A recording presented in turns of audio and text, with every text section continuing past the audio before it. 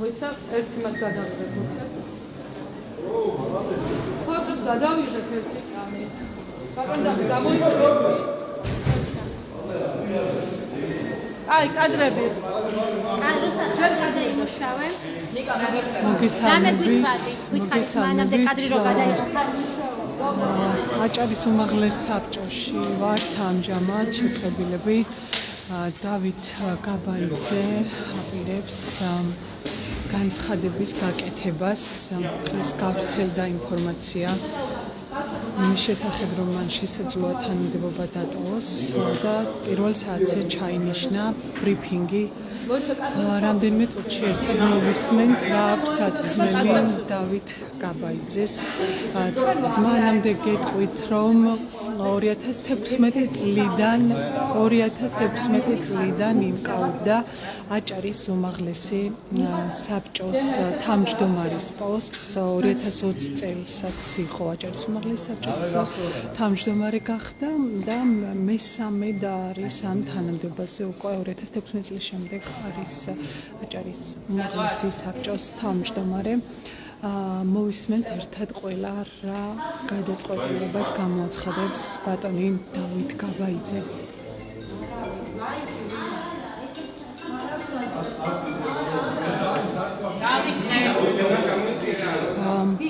ტექნიკური ნაწილია ბრიფინგამდე უბრალოდ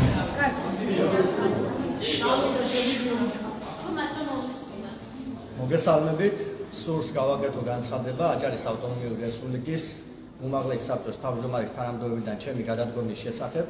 ბევრისათვის ეს ფაქტი უკვე ცნობილია პრაქტიკულად, თუმცა სამართლებრივი პროცედურაა, რომ ეს განცხადება საჯაროდ უნდა გაკეთდეს, შესაბამისად ვაფიქსირებ ჩემს ამ პოზიციას. გადადგომის განცხადებასთან ერთად მე მადლობა მინდა უთხრა ქართული ოცნება დემოკრატიული საქართველოს პოლიტიკურ გუნდს. 3 მოწვევის განმავლობაში არასრული 10 წელი ხელმძღვანელობდი ამ მნიშვნელოვან ინსტიტუციას. ვემსახურე ხალხს ისე როგორც შემეძლო, ყოველი შემთხვევისთვის ძალები არ დამიზოგავს.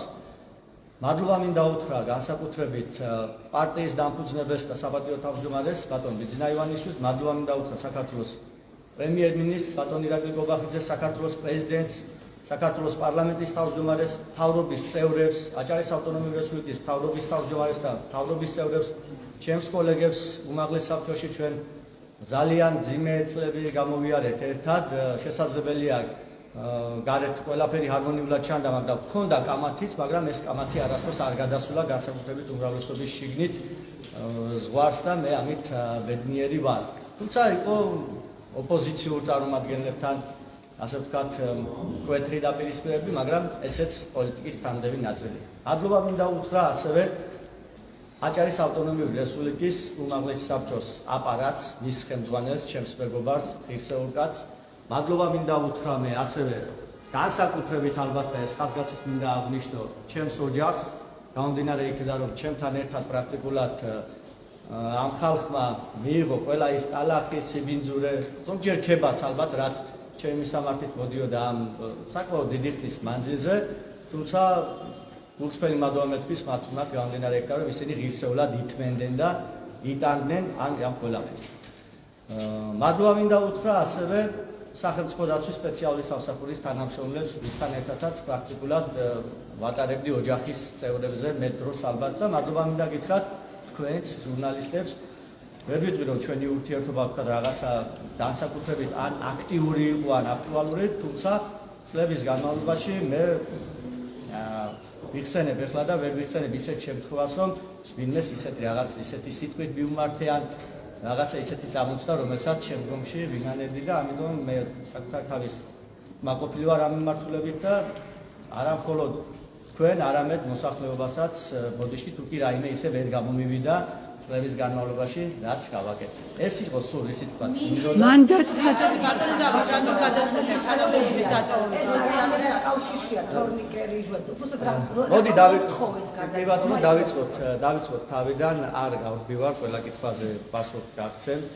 ასევე მომავალშიც სადაც გადავიკვეთებით, მე არ ვაპირებ რომ დავიმალო ყოველი შემთხვევისთვის და იქაც თუ რამე გამორჩათ შეგიძლიათ რომ მომავალში თქვითხოთ.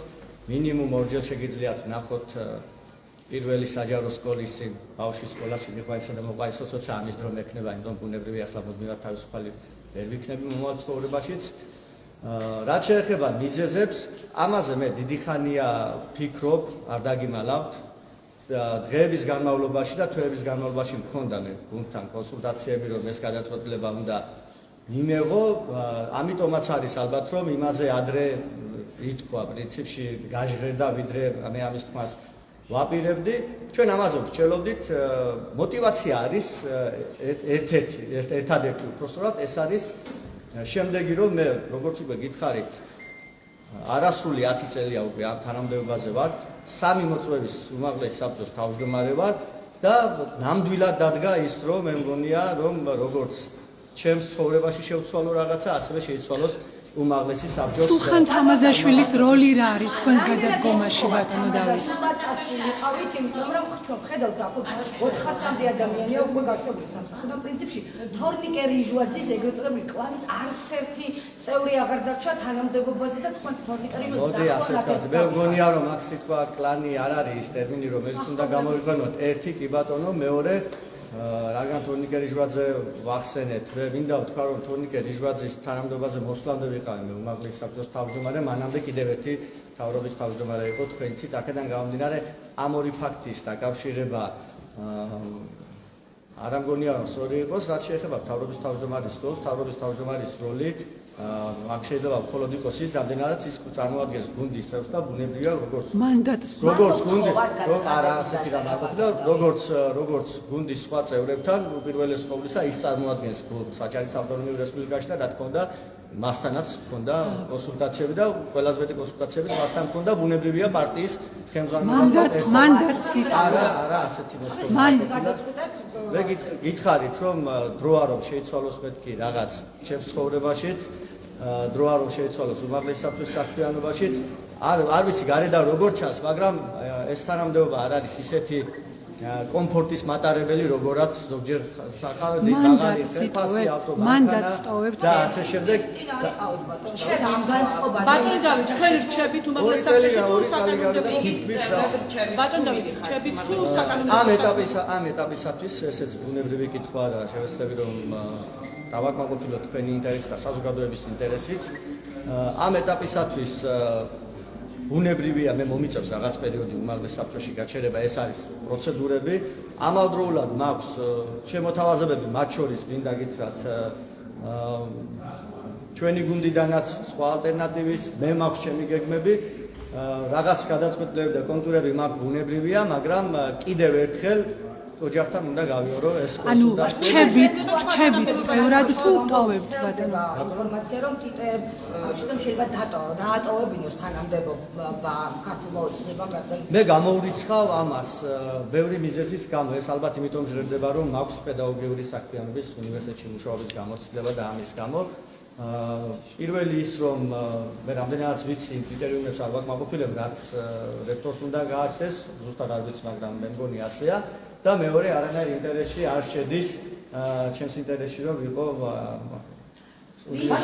რჩებით ბატონო დავით უმაღლეს საბჭოში თუ არ რჩებით? განენძე არის ის ადამიანი, რომელსაც თორნიკე რიჟვაძესთან არც თუ კარგი ურთიერთობა ჰქონდა, გამომდინარე იმ წარსულიდან, რომელიც უკავშირდება მის მამას, რადგან დავით რიჟვაძე მისცა ჩვენება ცოტნეს წინამდე და ციხეშიც კი გაუშვა. ხომ არ არის ეს ყველაფერი ამ ყველაფრის დადასტურება, იმიტომ რომ თქვენი შემცვლელი ერთ-ერთად სახელდება ცოტნეანიძე, თქვენ რიჟვაძეს ნათესავი ხართ და ესე ჩემი შემცვლელი შეიძლება იყოს ნებისმიერი ის 12 წევრი უმრავლესობის, რომელიც ამ შემთხვევაში ჩემს გარდა არის წარმოდგენილი ამ გუნდში და ყველა ღირსეულია მინდა გითხრათ.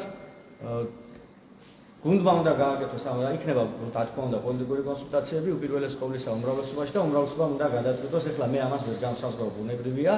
თუ კი ეს ცოტნე იქნება, მე მივესალმები მის კანდიდატურას, ისე როგორც ნებისმიერ კანდიდატურას, გამომდინარე იქიდან რომ როგორც თქვი გითხარით,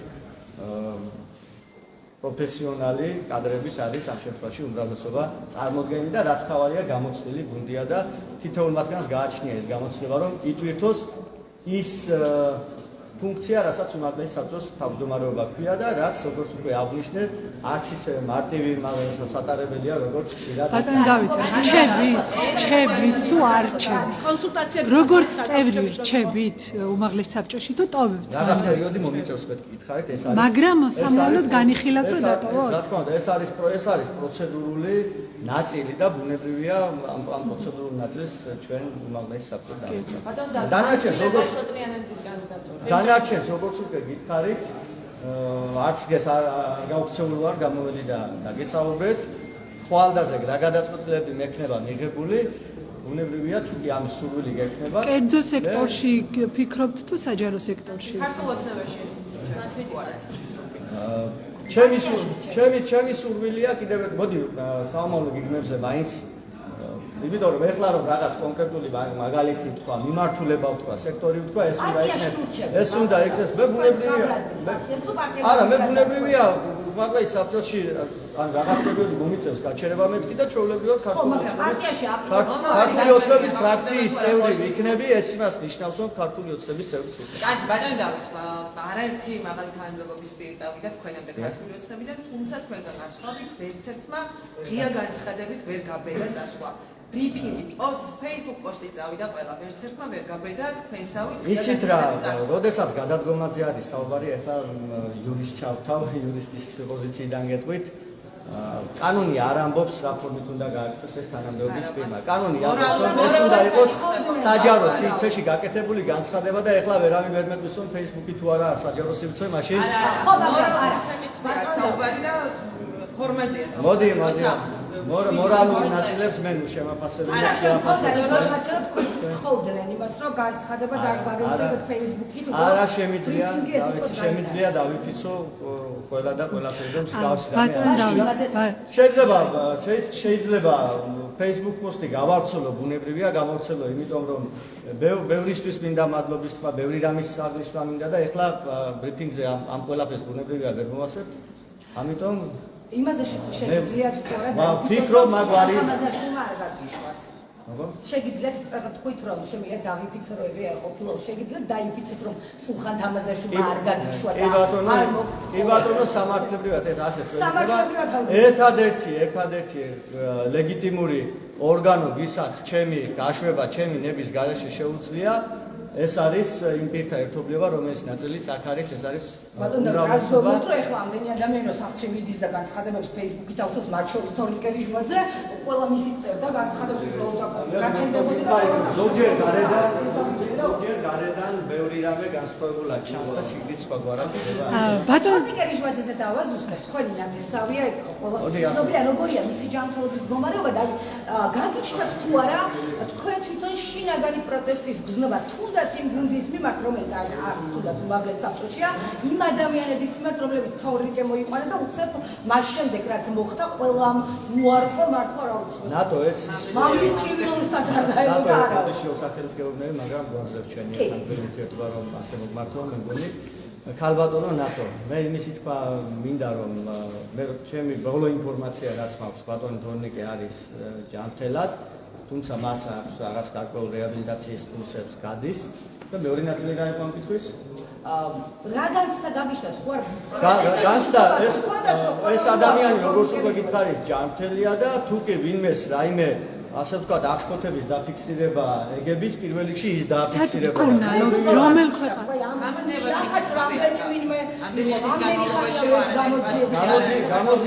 გამოძიება გრძელდება ამ შემთხვევაში კიდევ ერთხელ მეორე ბატონი თორნიკე ღმერთს მადლობა რომ ჯანმრთელია და გამოძიებას თავისკაც ნახავს ბატონი თორნიკეს ერთი შეკითხვით თორნიკე ჟუაძის შემთხვევა ამ დრომდე ჩვენ ხარი კითხვის ნიშნის ხო იმიტომ რომ ჩვენ არც გამოძიების შუალედური ანგარიშიც ვიცით არც ვერც კითხვებზე პასუხი მივიღეთ რა მოხდა რეალურად თუმცა თუ მიუყვებით ბოლო დროს განვითარებულ ნომრებს ფაქტია რომ ყველაფერი სწორედ ჟუაძის დაიწყო და მან მისი ნაბიჯით როდესაც თვითმკვლელობა სცადა პრაქტიკულად ეს უკვე დაჭერას გადაარჩინა მისი გუნდი რასაც ვხედავთ იმიტომ რომ ღარიბაშვილიდან დაწყებული ილოშვილიდან მეორე ყველა ციხეშია თუმცა დღეს გვაქვს მოცემულობა რომ ციხეში არა მაგრამ ჟუაძის საახლობლო ყველა სახლშია ამას როგორია ქართული ოცნების პოზიცია ამ ნაწილში ალბათ ამ საახლობლოში მეც გულისხმობ მაგრამ როგორც აღნიშნეთ ჯერ სახლში არ ვარ და მეორეც თუმცა აბსოლუტურად არა როცა კი ბატონო ხო გეუბნებით მაგრამ